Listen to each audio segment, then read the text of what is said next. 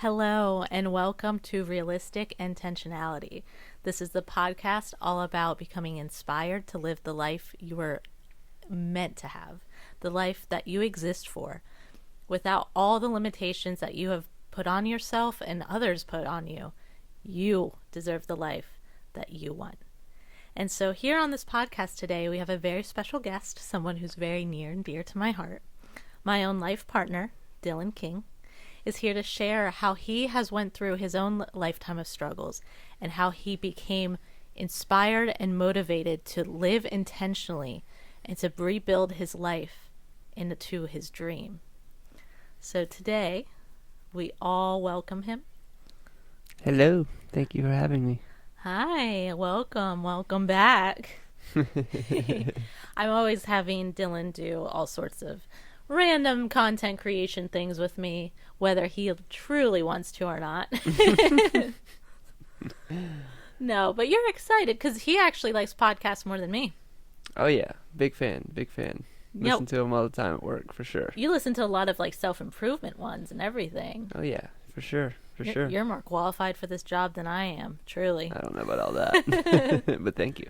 Oh, you're welcome. All right, so I know you have tons to talk about, and I don't want to take up your time, but I just want to really appreciate you because I do think you are one of the most self-aware and really sensitive people I've ever met. That always drew me towards you was your ability to connect and think about things deeply and really feel your feelings and have the intentional mindset that I have myself. So I just want to commend you for that. It's truly incredible. Well, thank you so much for the kind words. All right, so where to start? Well, I guess we'll get into my story of going through addiction in my younger years into my adulthood, and how I made it out of that, and what I've learned and gained, and the wisdom I've acquired through that journey. Yeah, I would love to hear about it. I think I know parts of your story, and truly it's so incredible to find out the darkness that you did go through with your addictions and kind of the traumas that you went through and how you healed from them. So yeah, feel free to dive in because it's truly inspiring. All right, well, I'll start from the beginning. I had a pretty normal childhood. I guess everybody says they've had a pretty normal childhood. I wouldn't. So I grew up, I lived with my mom, and I had an older sister, and my dad was not in the picture after he probably left when I was like 4 or 5. He struggled with addiction his entire life. I think he was addicted to heroin from the time he was 12 years old until I'm pretty sure the time he passed away when I was about 17. 12 is intense. Yeah. For heroin. Yeah, it's pretty crazy. Do you know any of his story? Not too much, really. Just that, and that I know that my parents struggled a lot with him being a drug dealer, and like my mom would find cocaine, and flush it, and that would cause chaos in the home. I don't remember any of this. This is just the small little snippets that I've gotten from my mom. But yeah, so he was not, I don't think he was able to get it together. I was told that he was away on fishing trips as a child, and I'm going to skip around a lot during this and kind of go back and forth, but so I didn't see him from the time I was 4 or 5 years old until probably 15, which is about a year before he passed away. And I guess he was living with his mom, my grandma, maybe the whole time. I really don't know. But by this point, he had developed really bad health issues from hepatitis from using dirty needles. And he was pretty much a shell of a person. I had gone this whole, all this time, wanting to reconnect with him, and I didn't really care that he wasn't there. Like I didn't hold it against him or anything like that. Like I just wanted this connection with my dad, and like I had a stepdad that was in the picture, that came soon after, and he was a good guardian, you'd say, but we never really connected, like that father son connection that I always like kind of like longed for, Mm-hmm. and so yeah. That's really unfortunate that you didn't resent your father and that you did try to connect with him, and it turned out he would pass away within a year of that. Yeah. When you were only 15. Yeah. That alone would be quite a weight for a teenager to feel. Yeah. And so another thing that was hard about it was so me and my sister, we had different dads. So she would go for the weekends and stuff to visit her dad, and I would be at home kind of by myself, and whatnot. But so yeah, as far as when I did connect with my dad finally, and he passed away a year later. That was like I have a memory of like being one of the pivotal moments of me in my drug use. Almost like that darkness kind of shifted over to me, Mm-hmm. where like I stole pills out of my mom's pocketbook on the way to the funeral. And yeah, did that on like the night before, and I was like in a daze at the funeral. Mm-hmm. And it was easy to play off just because like people just thought I was sad because I lost my dad. But yeah, my childhood, nothing too crazy, I would say. Looking back on it, maybe I didn't, my mom was a great mom. She worked a lot. I remember like being at school, like I felt like I was kind of depressed as a kid, and like I would go to the nurse's station and like say I was sick because I would want to like get picked up by my mom and go spend the day with her at work. And I just remember this like this heaviness that I feel like a kid shouldn't feel, like this darkness feeling. Yeah. And I could never like place my finger on like what it was. I just felt some sort of like discontent. Yeah, just very discontent. But yeah, and then I played sports growing up. I had a lot of anger issues through my early years of school and probably through middle school. I got in a lot of fights. Yeah, I would, I don't know. I think I had a lot of pent up rage. Yeah. And also having an older sister, like an older sibling, there was a lot, we get along great and whatnot, but I was overpowered a lot as a kid in a way, Mm-hmm. As most younger siblings are by an older sibling. And I don't know if that has anything. I doubt it all probably has something to do with it, but luckily I've been able to like grow out of that, and I feel like I have a really good control over my anger now, and I'm able to breathe through it and get through that. But that was definitely a big thing up through like middle school probably. I myself have severe fits of rage. You don't say. um, Never would have guessed. Yeah, I mean, I never got in like fights or anything as a kid.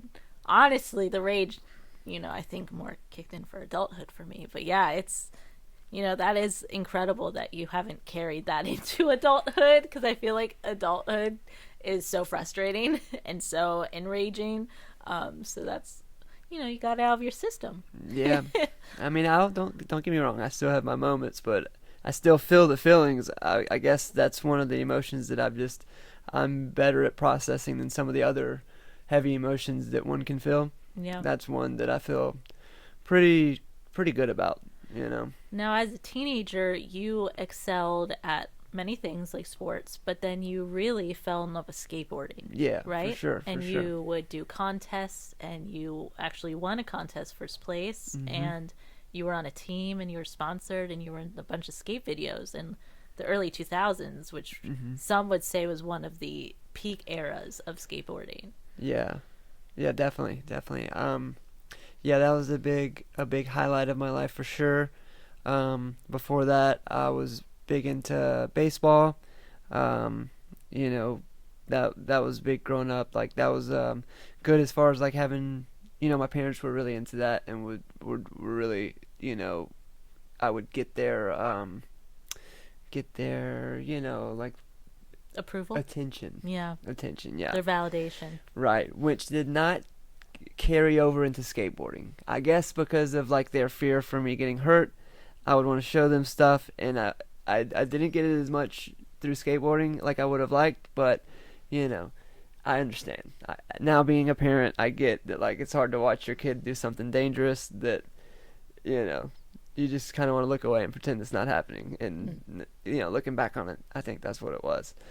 But but yeah, so yeah, skateboarding, huge passion. I was pretty popular in my town as far as like that goes. I was pretty well known through the video parts, and just I come from a small town, and there wasn't that many people that like thrived in that area. So yeah, and that is also probably where my journey into drugs.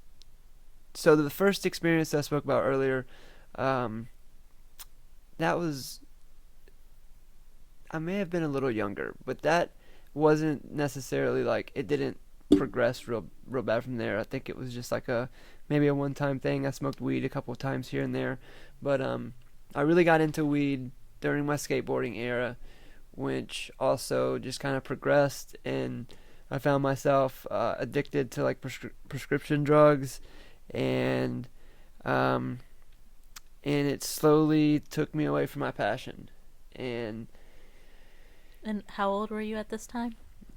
I would say, starting out probably like 15 when I really got into doing drugs. Not every day, not addicted, and it progressed over the next probably 2 years into full blown drug addiction, where I wanted to do anything and everything.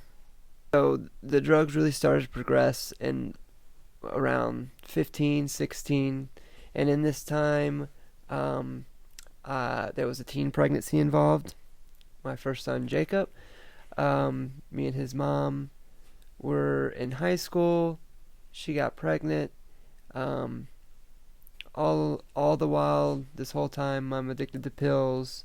Um, Starting to get more into heavy stuff, into coke and crack and meth and heroin. You know, the pressure of having a child is just so immense. And I never shy away from this topic in general, because I feel like it's not talked about and people reproduce very casually. And really, when you are a conscious parent or you're a conscious person and you have a child, that weight is so much, and it is almost crippling and debilitating to know that you are so responsible for this thing that you love so dearly. So I imagine, as a teenager who was going through grief and loss, and, you know, succeeding at skateboarding, but also starting to pull away from that, and then becoming a teen father, I can't even imagine the amount of pressure that was put on you. Yeah, I definitely felt the pressure at times. But to be honest, like I wasn't a conscious parent at all, really. Like my mind was so underdeveloped and so like in a selfish state of like needing a fix. Like, don't get me wrong, I had like good moments as a parent, and like I, you know, went on to get a job and provide after I graduated, which I barely did, but was able to. Um, like like the places I went and the things that I did, like brings like tons of like shame as far as like I would like if I was watching my son alone, like I would bring him with me to go get drugs, like have him in the worst parts of town in the truck seat with me. And At this point, you had gotten hooked on harder drugs. yeah, at this point, yep. Um, at this point, I was doing like benzos, and when I would do that, I would like automatically, want to do crack, and I was just doing anything at this point. At this point of my life, like 17, 18, 19, 20, like throughout those years, I just opiates were a constant. Just that From pills to heroin. from pills to heroin, like from basically like opiates were always my drug of choice. That those were the necessity. That was like first and foremost. I need that. Got to have it to function. Sick without it. Uh, and once I had that fix, it was like whatever else, I could get my hands on. Now, when was the point where you decided you wanted to get help, or were there multiple points where you tried to get clean? Yeah, there was a few times where I went to detox and relapsed right away, and um, yeah, just multiple times. Maybe after my third or fourth time going to detox, I did, try out a program where I did manage to get a couple weeks here and there, made a good friend, did some travels around South Carolina to different halfway houses. Um, my head wasn't fully in it. Like I did want to like change. I didn't want to be miserable, but I didn't like. I just wanted to have it together and do what I want. I wasn't quite exposed. I may have went to a meeting here and there, but I wasn't really exposed to the program, 12-step program or anything like that. They had it, but I just my head wasn't quite there yet. Right. You were Um, still very young. yeah, yeah, and so back home, I go back home, after these trips to detox and halfway houses, and just the weight of my hometown, it just would bring me down every time. I would go back, try to be a good dad, try to, get a job, do this, and I would always fall back into old habits, old friends, and I did a lot of isolating. I lived with my grandma, who, after my grandpa passed away, she didn't really like to stay by herself, so she's a really big part of my story, and she helped me. She was like there for me. She was like one of one of my favorite humans that's ever graced the planet. And that's also a like a point of shame in my story of taking advantage of her in her like older age and like getting money from her where like forget that forget that she gave me money or wouldn't remember it necessarily. And you know I wouldn't even like call it enabling because I don't know. She It's just didn't know better. yeah, she didn't even know the extent of what was going on. Did you have any preconceived notion that you would become a drug addict? Were you against it? Because I grew up with the DARE program, and I remember in like 5th grade doing DARE. I was like, oh, I'm never going to smoke cigarettes. I'm never going to do drugs. Like, I'm never going to drink alcohol. And somehow, like, that changed. My mind had completely changed by, like, middle school, where I was like, nah. Like, it wasn't even a conscious change. It was just like, Yeah, I would say I'm an outlier liar in the fact that I never said I wouldn't. I don't think I ever had that thought or ever thought badly about, partying and drug use or any of that. I actually had a friend that I skateboarded with who I later went on to be roommates with. He later went on to commit suicide. And I would see him at the skate park. He had this like dark aura about him. he was a drug addict before anybody was a drug addict in the skate scene. Um, Very popular, very lovable person. He was someone who would like give you the shirt off his back, share everything he had with you and whatnot. But I just remember like seeing that he was addicted to pills. I was only smoking weed, when we were first friends, when probably I was like 14. But I remember seeing him and like having the conscious thought like he's a drug addict. Like he seems miserable, but also seems like he's having an awesome time. Like just that although he seems miserable, although he has this just darkness to him, like something about that darkness was appealing to me.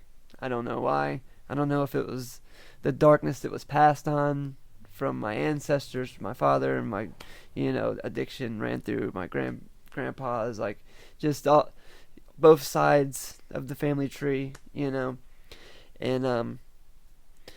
but yeah, so I'm gonna back forward a little bit. After those detox trips, going home, falling back into it, I get into manufacturing by one of the houses I was living at with my family around the time that Jacob's mother left me. I meet a friend that lives behind me who manufactures meth. I get into doing that with him.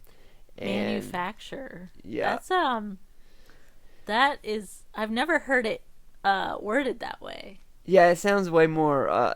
That wording definitely makes it sound way more high class than it is. It was the like lowest of the low class. Like, yeah, I won't get into it, but it's the When you said manufacturing, I wasn't expecting that Yep, that to come after.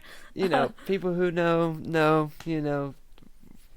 Have you If go? you know, you know. If you know, you know. If you are in the manufacturing biz, you know. Go to the pharmacy and buy the cold medicine. We don't need to go all on a that step by stuff. step. Get your name put in a database. All that fun stuff. Nice. Yep, definitely probably had eyes on me at some point for that. But that brought me just to my lowest of lows at that point, for sure. Basically, Jacob's mother intervened. And she just couldn't, even though we weren't together at that time and I was with someone else, she showed up at my house while I was in the process of doing this, while I was in the process of cooking meth, and, just like broke down and just was like, I can't watch you do this to yourself anymore. Like, I don't want, Jacob to, go through this. Like, you can't live like this anymore. And that's what got me to my first full-length rehab down in Florida. And so this is where I first get exposed to the 12 steps. This is where I actually finally get a clear head for the first time. After sleeping for about a week and detoxing from the meth and, sleeping for the first time for a full 8 to 9 hours a night, and first time my mind's been clear since before I was a teenager, probably. Mm-hmm.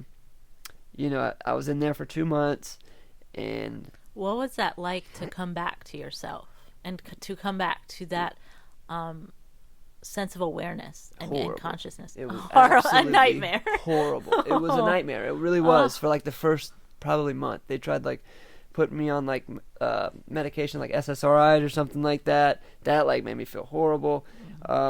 So I stopped that. I didn't even want to get up and go to the classes for the first week because, I was detoxing from multiple different things. And, I just didn't want to leave the bed. I didn't want to leave the room. I didn't want to be around people. I just felt so uncomfortable in my body thinking about all the chaos I called, all the bad things that I've done, all of that just coming crashing in, Mm-hmm. And so, yeah, I would love to say that, I got it together, that rehab stint, but I'm what they call a chronic relapser. I end up going back home, getting right back into it, nothing much different, same old, make my way back to Florida. This time, I decided to every time. There was people pushing me, but for the most... You had the intention. Right. Every time, my life would get to, such a low spot, I would want to get clean. I would get clean, and I would almost, forget how bad it gets, and or just life would become so uncomfortable because I guess I wasn't dealing with the underlying issues, or I didn't have I wasn't humbling myself enough to like surrender to what I needed to do to get to where I needed to be to stay sober. And so and also that first trip in rehab in Florida, I saw the possibility of staying in Florida and going to a halfway house and you know getting away from my hometown to get it together, which I didn't do that first time, but I did end up doing one of the later times. And that's when I finally got like a few months of sobriety and, you know, made some good memories with friends, got back into music, which was also a part of my story I didn't get too much into.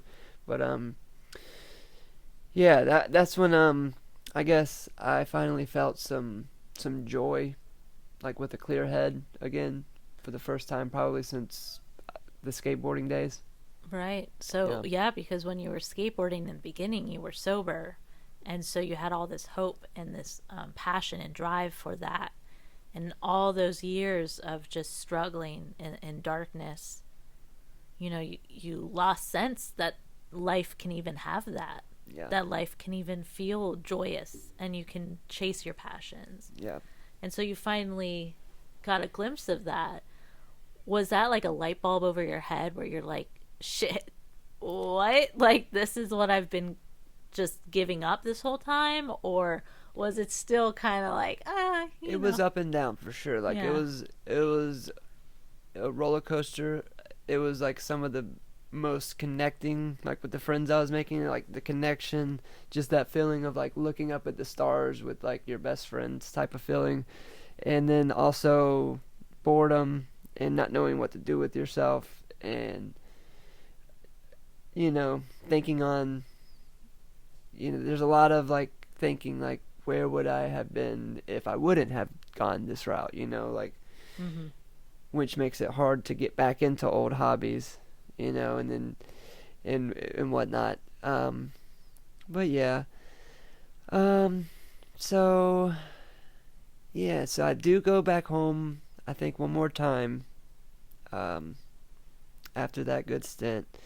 I do a little better this time and connect with my son and uh, I stay there for a while and work and I do end up falling back into it, not going as heavy and as deep this time, um, and then I'm like, all right, I gotta like get out of this town and like stay gone from this town because something about it just too much, like Well, too much you history. come from a small town and Yeah, it's very isolated in the like rural country of South Carolina. yeah, So, and it's gone downhill like from the start of my drug addiction till now. There's a lot more of the heavier drugs that I had a hard time finding back then and didn't know many people doing, to whereas to now, to like anybody who's a drug addict, they know like all it's just like a flood. It's like flooded with meth and heroin or meth and fentanyl at this point.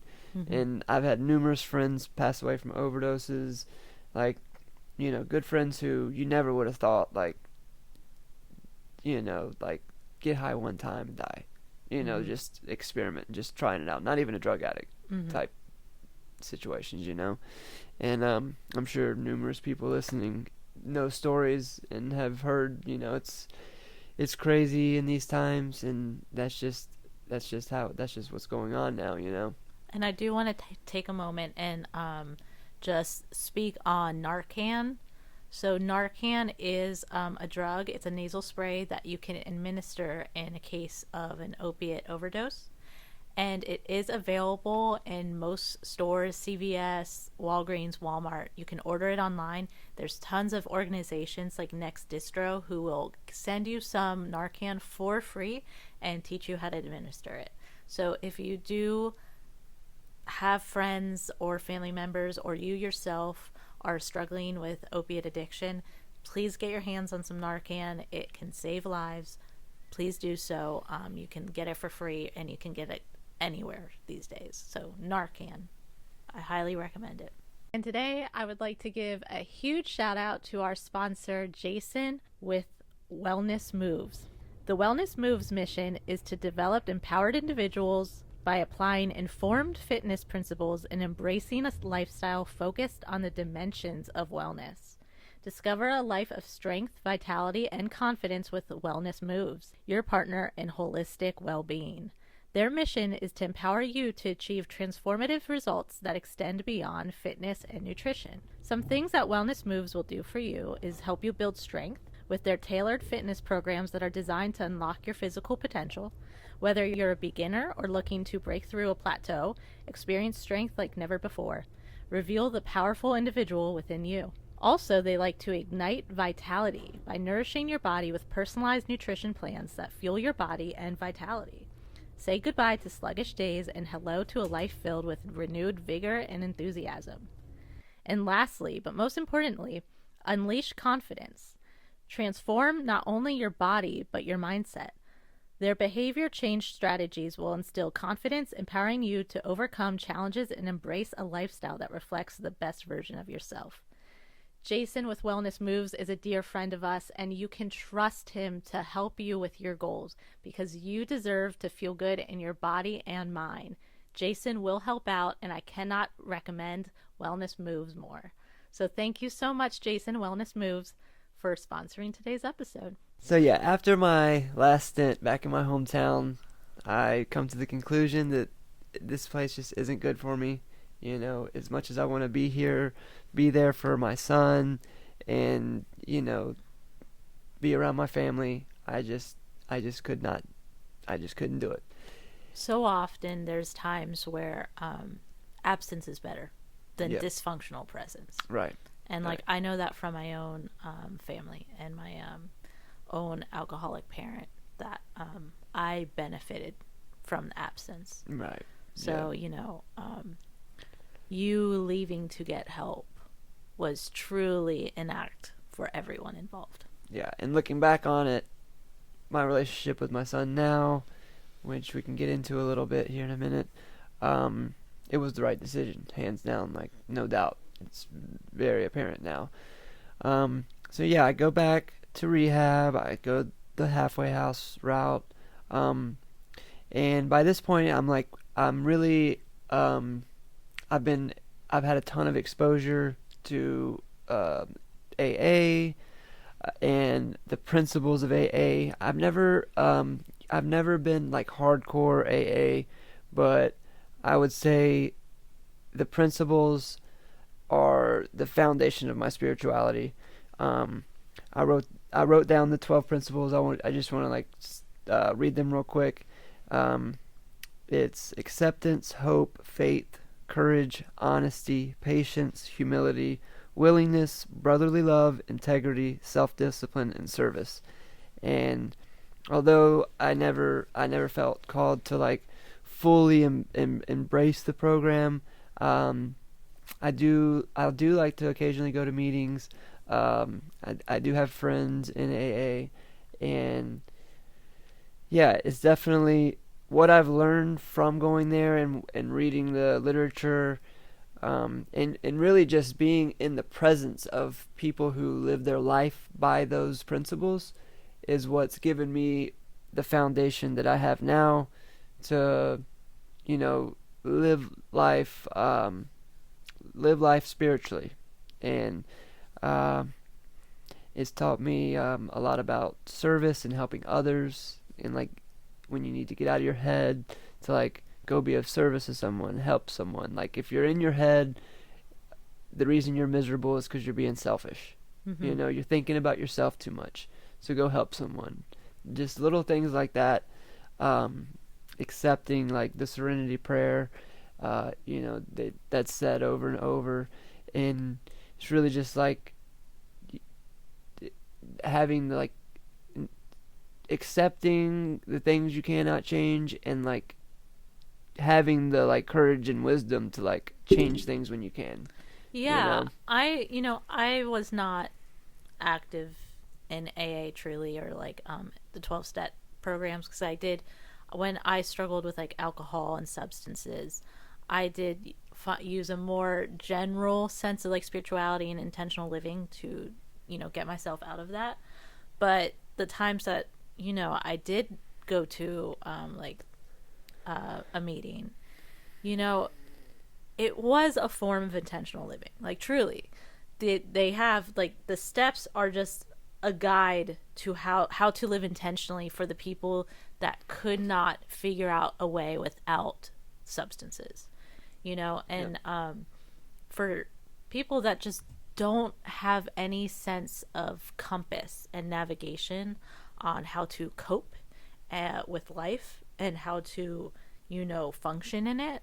It's like that is so beneficial to have just 12 steps and 12 principles to completely like reflect to for everything and every decision.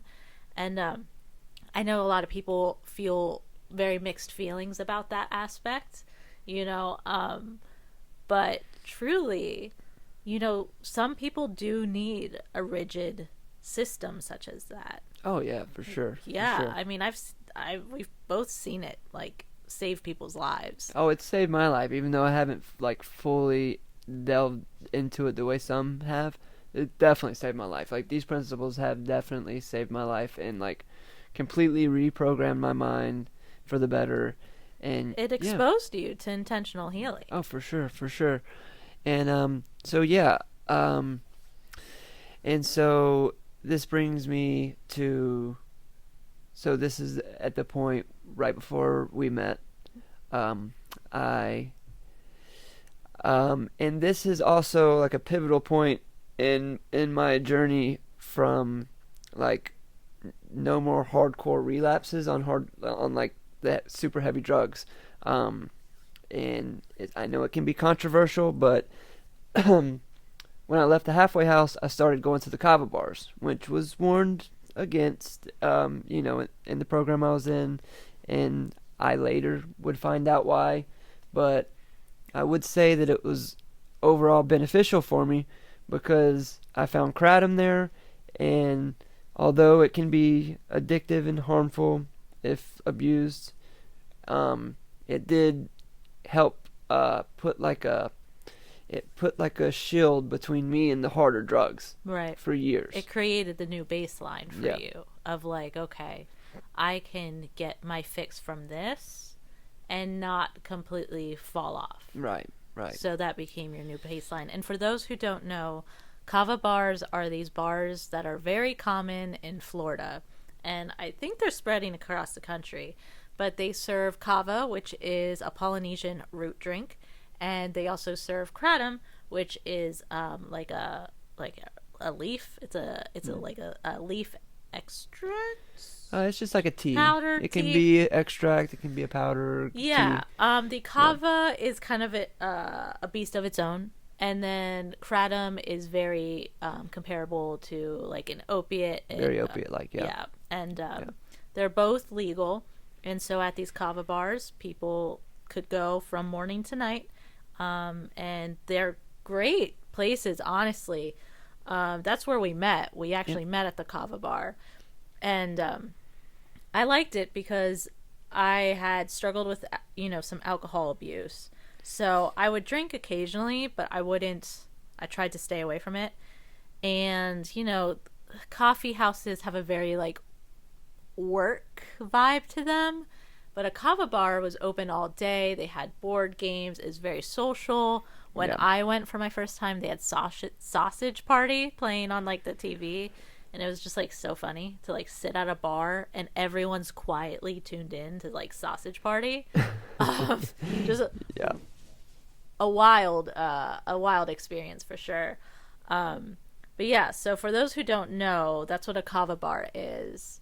And so that's where we met. And you, at the time, you were doing both kratom and kava, right? Yeah, mostly kratom. Sometimes I do kava, but it was mostly kratom, and that's what was able to really help me, not relapse. And you also, at that point when we met, you were, smoking weed and open with psychedelics. Yep. Which Yep. at that point, that's all I would do is I would occasionally drink, and then I smoked all day every day, and I would do psychedelics for like therapeutic and like spiritual reasons. I'm a big advocate for psychedelic use and plant medicine. So I remember when we met, that was like, oh, cool, like he's into plant medicine. Well, yeah, and you found that out by the very first time that I asked you to come hang out after we met. I invited you to come watch me and my friend play some music at a little wine bar. I had dropped some acid before I went to go play that, it was dumb, and I realized at that night that like that was not something to just randomly do. Well, you know, previously you had mentioned that like when you would do psychedelics, it'd be for fun. yeah, And that was the first time that it hit you with the healing potential that yeah, psychedelics for sure. do have. And not with the intention for that to happen either. Like I was just trying to have fun that night too, and turned into me having to stop playing the show. I had to have my buddy like finish it out. It was nothing serious anyways. There's only a few people there. It was, spur of the moment. We just like went up there and was playing. So it wasn't a big deal in that sense.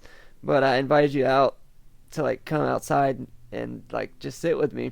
And I ended up having like a full on like breakdown of like all my guilt that was associated with my oldest son Jacob, and just all the shame around all like just not being a good dad. Yeah. And so like I poured my heart out to her with that whole thing. I had only known him for a day and a half, and with my experience with psychedelics and plant medicines, I had I trip sit before and trip sat, and so when I saw you like struggling so hard with this and like really working through it, it didn't seem weird to me. To me, that is what psychedelics do. To do it at a bar was a little wild with someone you just met. But I understood the process you were going through, and so I was able to hold space and like really remind you that like things can change now, and that you're doing good, and that you're on the path to make things better for your son.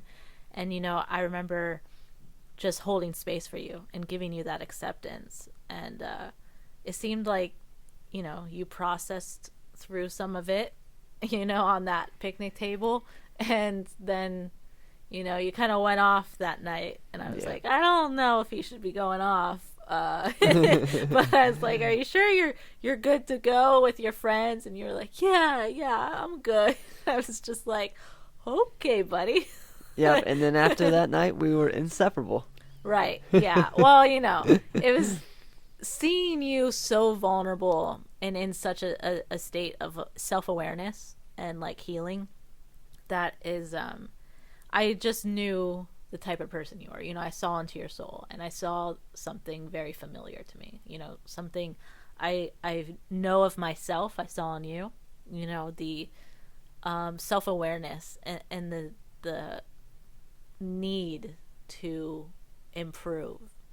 And really, that goes to show that stint that you had in Florida really did inspire you, and to a point that when you were using the substance, you broke right open, and the healing really happened whether you wanted it or not. You were, it was definitely felt forced upon me, for sure. You had the calling, and I knew all these things that I was saying. I had already like I mentally knew all this stuff that was coming to me, but like I was cracked open in the sense that I felt it fully for the first time. Mm-hmm. Like the rush of emotions of my guilt and shame. Right. And I would say that really set the tone for the first few years that we were together, and how the two of us together were able to amend, or mine and my oldest's relationship. And being with you, seeing how like Becky, his mother, being with you in my progression and how much better I was getting, um, allowed her to trust me that I was like actually becoming a better person and a better father, to where she started allowing Jacob to come down here and stay with us, which would never happen in the past with the things that like that I did, the places I took him, like the just she that would have never happened if it wasn't for the fact that we were together. I was progressing. You were helping me become a better person, you know. Yeah, And we used to make content together where we talk about this. So if you guys are interested in hearing about, our life in Florida, you can look up Humans Dreaming. I think we still have some videos up on YouTube. But yeah, the first, I ended up getting pregnant 9 months into our relationship. And like, you were still struggling with maintaining, a healthy relationship. And I was 21, you were 23. We were both still so super young. And then we got thrown into having a child together. Us building our own family unit ended up facilitating you rebuilding the family unit you had, back in your home state. yeah, And because of me getting pregnant and your pursuit to rebuild that relationship with your son, and then to also maintain a relationship that doesn't need repair with your second son, you really then took matters into your hands of becoming intentional and really being your highest self, and trying to be the best person and father that you could be. And like, that's where you have so much knowledge and experience with, that I think is so important for people to hear, especially if they do struggle with similar demons and past, as you have cultivated a wide array of methods for your own self-unfoldment and self-development, right? yeah.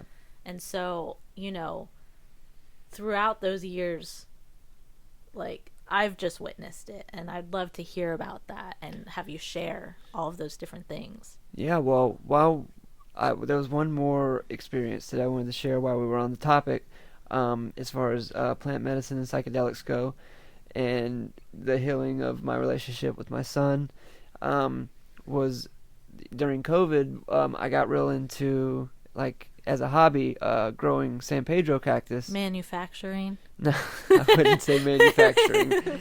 Growing and connecting with the plant, cultivating. There we go. And grafting. I joined this group on Facebook, made a ton of friends, like a great community of guys and gals in there. And so there was one or two experiences with that where, like, I made the brew, set the intention, like actually set the intention this time to, like, do spiritual work, like do self-healing. And this is San Pedro, right? Which San is Pedro, mescaline. Yep. And it's known as the grandfather, the masculine healer. And so during this full day, I mean, I consumed it in the morning. I prepped it the night before, put my intention into it.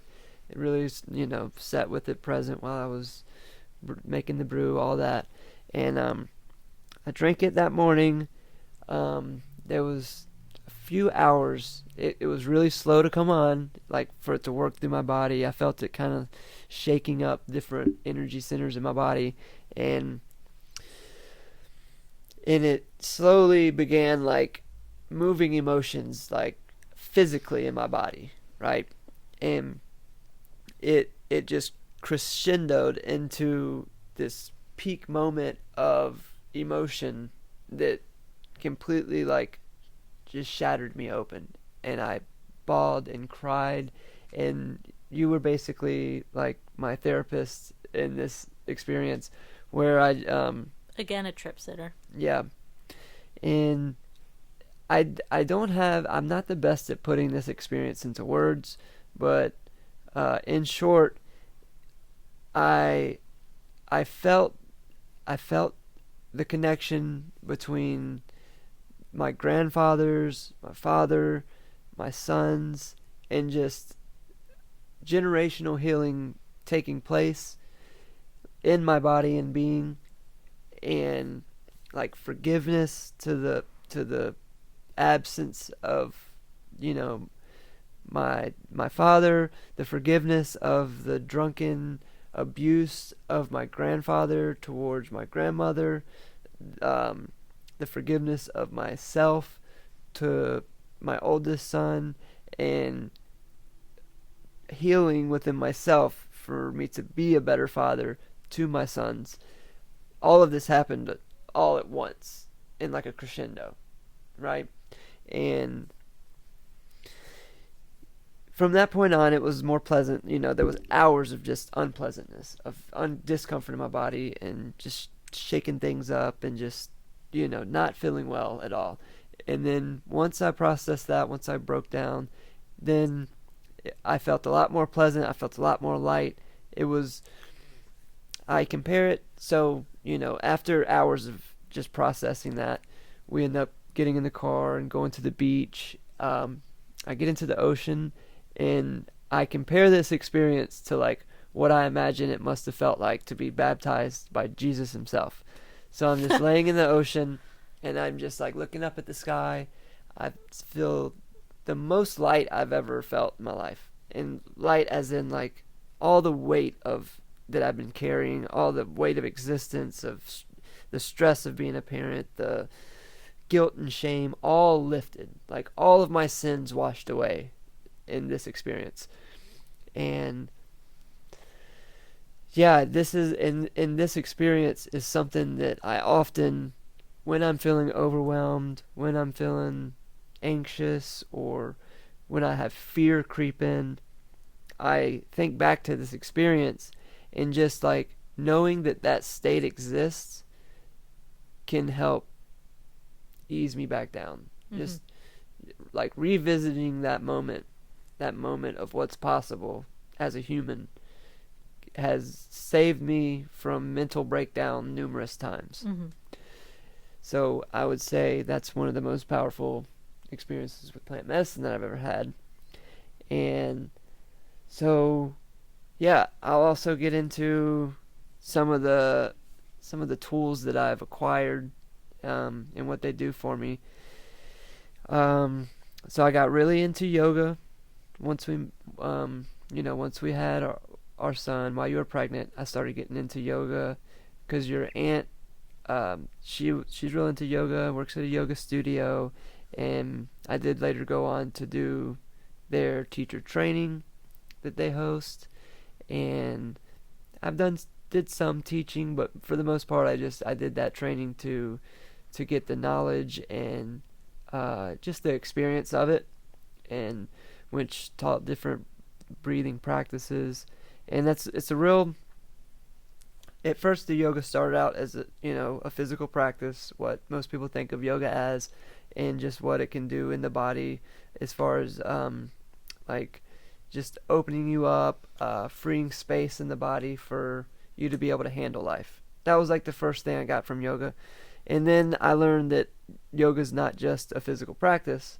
You learn about the 8 limbs and the different principles, which are very similar to the 12 steps as far as like conscious living Another goes. type of intentional living, yeah, for sure. Yoga covers everything of how to breathe, how to eat, how to treat people, Absolutely. how to view yourself, how to view, it's very comprehensive.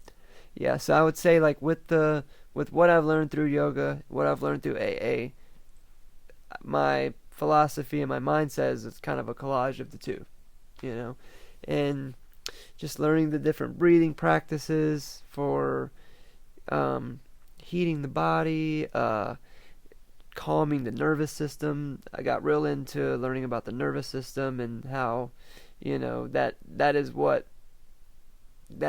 you're experiencing. You're experiencing through the filter of your nervous system, and just the different traumas I've had, how it just like clings in the nervous system, and when you experience a healing moment or whatnot, it's literally your nervous system releasing it, and which is what brings on that lighter feeling.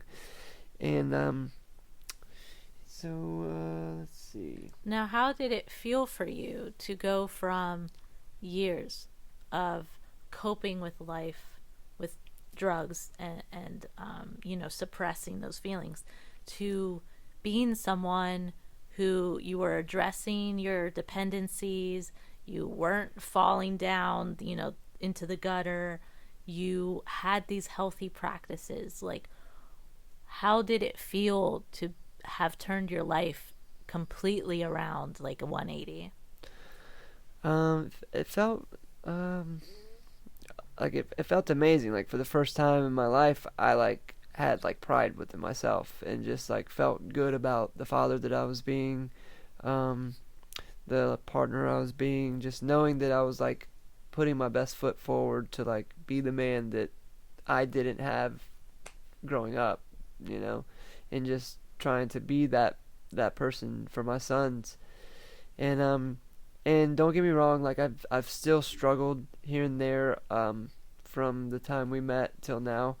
As you know, uh, uh, as much as Kratom helped me um, put up that guard between me and the harder stuff, I struggled with that as far as like, being addicted to that and being dependent on it. So far as to having like seizures from it, and then needing to go back on a medication that I had taken prior in my life to basically like it's just like another safeguard against It prevents opiates. you from Right, using any kind of opiate or right, kratom. Yeah. right, exactly. So, I'm still, that's where I'm at now as far as that specific part of my journey goes. I do have intentions to get off that in the future, but for right now, I'm doing what I feel is necessary to stay stable and to work on other parts of my life so that when, once I feel like I have certain things in order, then I will tackle that, you know. Um, Yeah, I mean, you have made such incredible progress from being, a 16, 17, excuse me, a 16, 17-year old, hooked on hard drugs to then, you know, doing, just a prescription that prevents you from doing right. anything, and, being an active father and having a stable family. And so you were saying you intend to get off of that medication eventually. What are some other intentions you have for looking forward? Like, how do you want to continue this momentum moving forward of continuously growing and healing and doing all of these things to completely elevate your life? Yeah, so I'm currently one of the areas of my life that I'm currently putting a lot of effort and focus into is my financial health, for one. Um, you could probably imagine through the journey that I've been on, I've acquired some debts, and not not had the best habits as far as money goes. So I'm currently trying to learn more about financial literacy, um, working on getting us out of debt, uh, investing, and working a lot, and just really just putting one foot in front of the other as far as that goes. Waking up extremely early every day, going to work, doing the grind as hard as it is every day to provide and to also set aside and yeah, it's it's hard, but I feel good about it because I know that I'm as monotonous as it can be at times. I know that this is what I'm supposed to be doing to like better my family, to better myself, and to put us in a better place in the future. And so what does your like dream life like? I know that this life already must be a dream considering the darkness that you have faced in the past. Yeah, But definitely is. looking into the future, like what is your dream life? Like, what do you hope to be doing? Like, I know, for example, you really want to go mountain climbing. Like, what does the ideal Dillon King, like, what is he doing? Yeah, that is definitely a huge one that I want to get into. That I made a friend one time and he talked all about mountain climbing, and I've been hooked ever since. Even though I haven't gone, like that's one huge thing that I want to get into. Um, we as a family have plans to travel. Um, uh, I've acquired a lot of skills as far as construction goes, so you know, maybe a business in that. I'm considering things as far as like online work goes, so to be more remote, so that we can do travels. Um, I don't have all that figured out yet, but most of all, like I just want myself, my family to be financially secure, to have freedom to be able to explore the world, and to give our kids, the life that we didn't get to have growing up, and really to get myself into a position to where I can be there in their lives present, um, to be able to teach them, and just spend that quality time that you know we're everyone looks back on in their old age wishing they would have spent more time. And I don't want to have that regret. So yeah, I don't have it all figured out, but Well, you what know are, like, so with the blog and here on the podcast, like, we talk about the methods of intentional living and realistic means. And so, what are some methods that you have used to really navigate your decision making and your planning and how you embody your higher self in your everyday life? mm, great question. I would Thanks. say, yeah, I would say, my number one thing as far as like decision making goes, and like part of my mindset is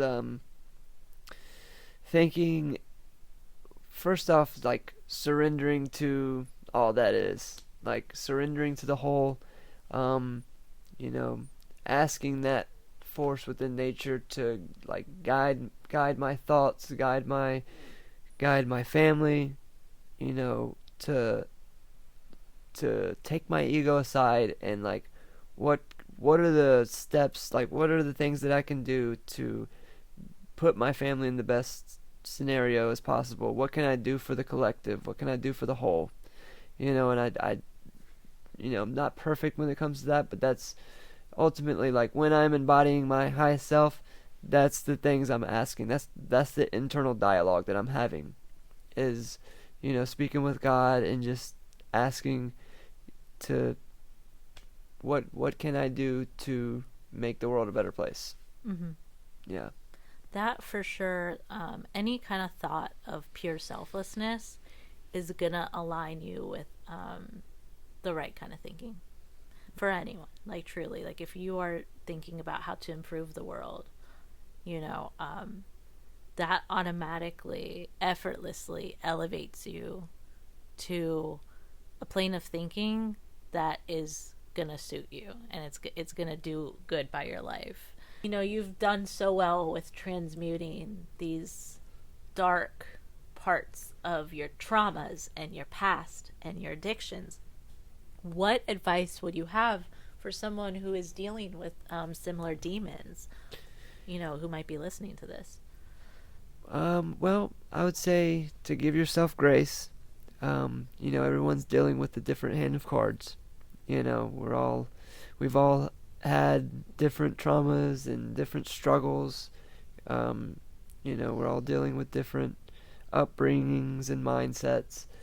Um, I would say, take care of yourself. Self care is very important. Set aside time to just sit with yourself, off the screen, breathing, and just allow yourself to be bored. Allow those feelings and thoughts to like come up in the body, in the mind, and just try to sit with them. Try to sit with those emotions, uncomfortable feelings, you know, allow them allow them to flow through, and you know, make it to the other side. It's, you know, I'd say find a healthy outlet, you know, a healthy hobby. Us as adults, you know, we let go of a lot of our hobbies and things we did as a kid. It's always good to take it back to, you know, what brought you joy when you were a kid, you know. And community's huge. Having friends, having people you can talk to and like have real conversation with.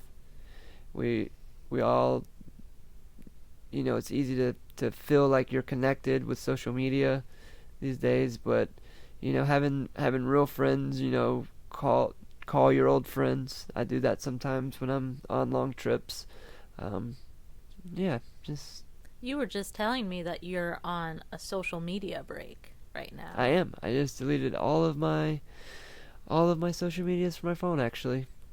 That And that's another form of self-improvement, really checking in with yourself and like, you're prone to getting, kind of hooked on things. Phones yeah, are a massive addiction. And I, unfortunately, in trying to launch this podcast and my blog, realistic intentionality .blogspot.com, I am constantly on screens. In this room, we have 5 screens on us right now.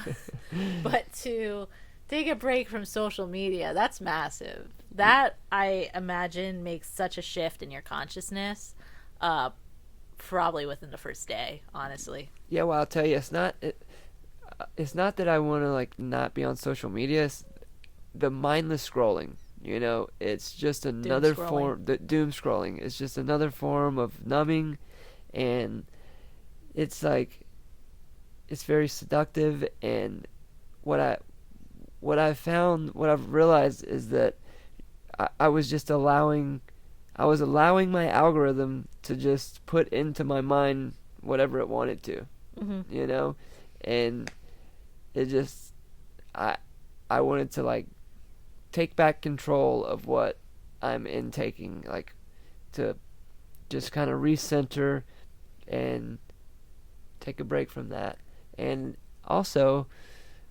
to give time to learn Spanish, which thanks to you giving me a super hard time about because you're like 50 days into it. I I am. am currently on day number 2 in a row. Beautiful, beautiful. Yeah, I'm on Duolingo, and I had just hit my 51st day, and I have learned Spanish so much easier uh, using Duolingo than I did like in any of my courses in school. So it's highly recommend it. But yeah, no, definitely going on a social media break is huge. And like what you were saying, it was planting things in your consciousness. And a huge thing that I write about on the blog and I plan to talk about here on the podcast is the fact that your brain is an incredible tool for your success if you utilize it and if you properly utilize it, because so many people's brains are on autopilot where they're not driving the thing.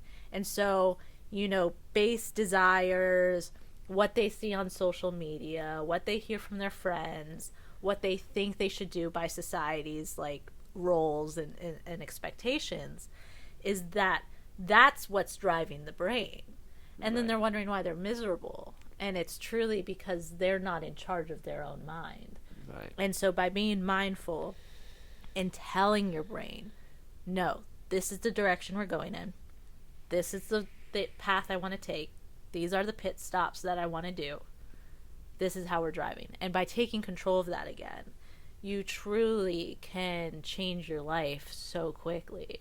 And so that's a very admirable thing for you to have noticed that social media was starting to hijack the wheel, and that you are taking it back and you're using this break to cultivate your mind into the direction you want it to go.